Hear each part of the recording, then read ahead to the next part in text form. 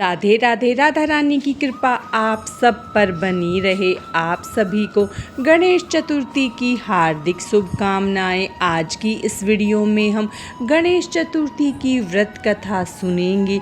तो हम अपनी कथा शुरू करते हैं। श्री गणेश चतुर्थी व्रत की पौराणिक कथा के अनुसार एक बार भगवान शिव तथा माता पार्वती नर्मदा नदी के किनारे बैठे हुए थे। वहाँ माता पार्वती ने भगवान शिव से समय व्यतीत करने के लिए चौपड़ खेलने को कहा।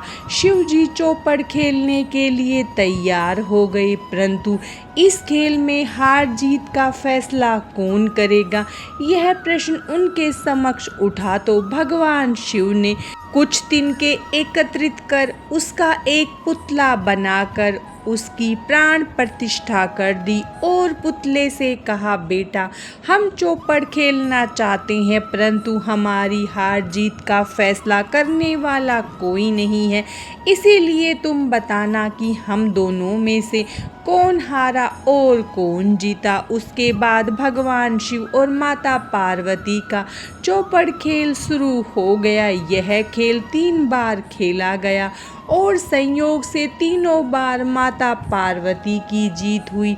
खेल समाप्त होने के बाद बालक से हार जीत का फैसला करने के लिए कहा गया तो उस बालक ने महादेव को विजयी बताया। यह सुनकर माता पार्वती क्रोधित हो गई और क्रोध में उन्होंने बालक को लंगड़ा होने, कीचड़ में पड़े रहने का श्राप दे दिया। बालक ने माता पार्वती से माफी मांगी और कहा कि यह मुझसे अज्ञानतावश ऐसा हुआ है, मैंने किसी द्वेष भाव में ऐसा नहीं किया। बालक द्वारा मांगने पर माता ने कहा, यहाँ गणेश पूजन के लिए नाग कन्याएं आएंगी, उनके कहे अनुसार तुम गणेश व्रत करो, ऐसा करने से तुम मुझे प्राप्त करोगे। यह कहकर माता पार्वती शिव जी के साथ कैलाश पर चली गई। एक वर्ष के बाद उस स्थान पर नाग कन्याएं आई।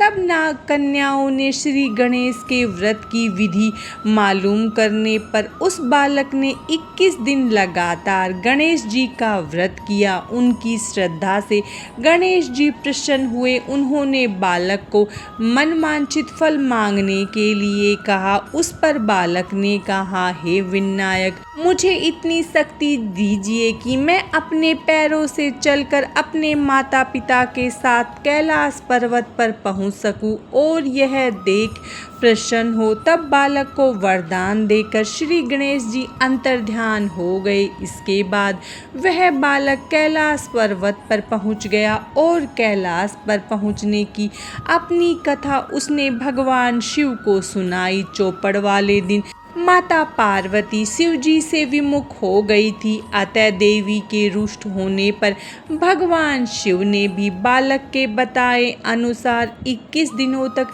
श्री गणेश का व्रत किया। इस व्रत के प्रभाव से माता पार्वती के मन से भगवान शिव के लिए जो नाराजगी थी वह समाप्त हो गई। तब यह व्रत विधि भगवान शंकर ने माता पार्वती को बताई। यह सुनकर माता पार्वती के मन में भी अपने पुत्र कार्तिकेय से मिलने की इच्छा जागृत हुई। तब माता पार्वती ने भी 21 दिन तक श्री गणेश का व्रत किया तथा दुर्वा, फूल और लड्डुओं से गणेश जी का पूजन अर्चन किया। व्रत के 21वें दिन कार्तिकेय स्वयं माता पार्वती से मिलने आए। उस दिन से श्री गणेश चतुर्थी का यह व्रत समस्त मनोकामनाओं की पूर्ति करने वाला व्रत माना जाता है। इस व्रत को करने से मनुष्य के सारे कष्ट दूर होकर मनुष्यों को समस्त सुख सुविधाएं प्राप्त होती है। गणेश चतुर्थी व्रत कथा समाप्त। भगवान गणेश की कृपा आप सब पर बनी रहे। राधे राधे।